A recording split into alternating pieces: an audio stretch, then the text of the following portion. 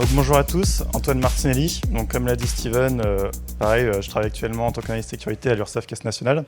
Donc moi je suis venu vous présenter mon projet de dernière étude d'école d'ingénieur que j'ai réalisé à NCBS, que j'ai réalisé aussi en partenariat avec l'URSSAF Caisse Nationale. Donc ce projet s'appelle Automated Adversary Emulation. Mais avant tout ça, j'ai commencé par le début.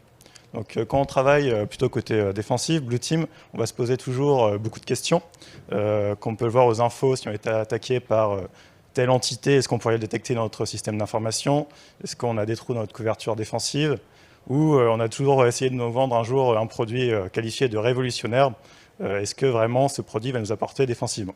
Du coup, on va essayer de répondre à ces questions. Donc pour ça, on va avoir un premier problème qui est celui du faux négatif.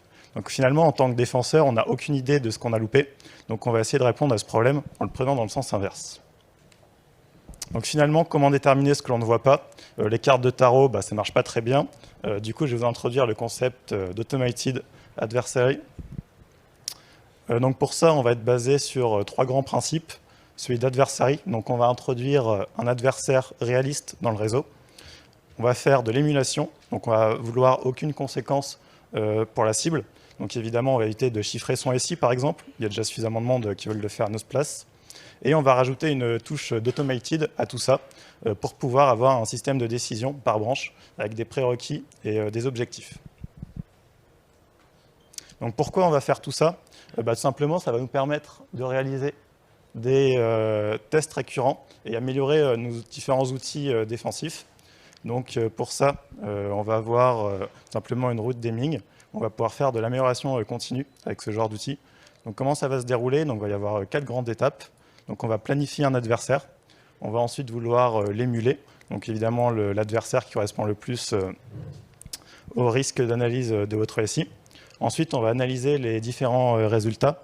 Est-ce que les différentes techniques utilisées sont passées? Et tout ça, ça va nous permettre finalement d'améliorer nos défenses en configurant mieux nos outils défensifs, rajouter des règles dans le CIEM et ainsi de suite. Évidemment, l'efficacité est d'autant plus grande si ces tests-là sont réalisés à grande échelle. Mais déjà, commencer par un VLAN représentatif du SI d'entreprise, c'est déjà une première étape. Donc pour ça, on va vouloir mettre des bâtons dans les roues de nos adversaires. On aime bien ça. Un adversaire, si on lui bloque ses valeurs de binaire, ses adresses IP, ses noms de domaine, ça lui importe assez peu. Il peut très facilement les changer. Par contre, si on commence à lui bloquer ses outils, ses TTPS, donc ses tactiques et procédures, ça va être beaucoup compliqué pour lui de changer ça. Actuellement, on est en moyenne à 22 jours de temps de détection à partir de l'accès initial. Donc évidemment, il a le temps de faire beaucoup de choses. On va vouloir le détecter d'autant plus tôt. Donc pour cela, on va s'appuyer sur un outil qui s'appelle Caldera. Donc c'est un outil open source développé par le MITRE qui permet en fait une plateforme d'émulation d'adversaires. Donc c'est avant tout un C2, comme vous pouvez le voir à l'écran. Donc on a 3 agents ici, par exemple, donc qui vont tout simplement être un serveur de command and control basique. On va déployer des agents sur des postes infectés et on va leur lancer des commandes. Mais évidemment, il n'y a pas que ça. Ça va être aussi un peu une bibliothèque de capacité. Donc l'objectif, c'est de pouvoir remplir un maximum de choses dans cet outil et pour pouvoir émuler ces différentes techniques utilisées par les attaquants. Ici, par exemple, on a un scan Wi-Fi et on va tout simplement indiquer dans cette capacité la commande qui va être exécutée sur le poste infecté. Donc par exemple, ici, on va lancer un script PowerShell si notre agent est sur un poste Windows. Donc ensuite, la somme de ces capacités, ça va faire un plan d'émulation que vous avez à droite, donc avec celui d'un individu isolé.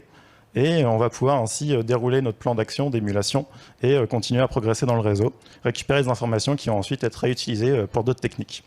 Donc suite à ça, j'ai développé mon propre plugin Caldera, où j'ai fait la somme de mes différentes capacités que j'ai utilisées et de mes adversaires.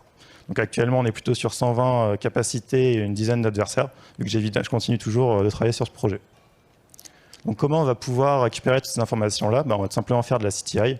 Donc on va extraire les différentes tactiques utilisées par les attaquants qui nous intéressent, avec des rapports de forensic ou de DFIR par exemple. Donc on va extraire ces techniques, les outils utilisés, et tout ce qui va être indice de compromission va évidemment pas nous intéresser. Donc finalement, qu'est-ce qu'on a concrètement à la fin de ce projet?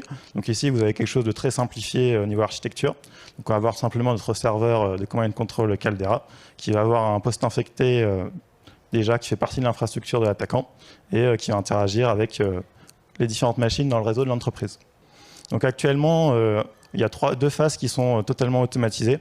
Donc la première, ça va être la reconnaissance. Donc on va simplement lui donner un nom de domaine d'entreprise, il va automatiquement scroller les différents mails, les forger à partir des comptes LinkedIn, ainsi de suite. On va aussi générer tous nos outils offensifs. Donc l'objectif, c'est que si on veut tester notre ODR, par exemple, on ne veut pas être détecté sur certains indicateurs de compromission, type des strings Mimikatz, par exemple, mais vraiment sur le comportement lui-même. Et enfin, l'accès initial, où ça va être tout simplement automatiser le phishing à partir des adresses mail récupérées. Donc ça peut être une phase indépendante, où on peut la mêler à une deuxième phase, donc qui va être tout simplement progresser dans le SI de l'entreprise, donc avec de la découverte, de la persistance, élévation de privilèges, récupération de compte, mouvement latéral, et enfin l'exécution de l'objectif, qui va être par exemple un ransomware ou voler des informations. Après, c'est à vous de choisir quel plan vous voulez émuler avec quel type d'adversaire. Donc pour conclure sur ce projet, les gains sont assez immédiats et importants. On peut très facilement voir sur les dernières techniques si nos outils défensifs sont correctement calibrés et ont détecté ou pas nos techniques, mais ça nécessite quand même une préparation assez importante de recherche et de CTI.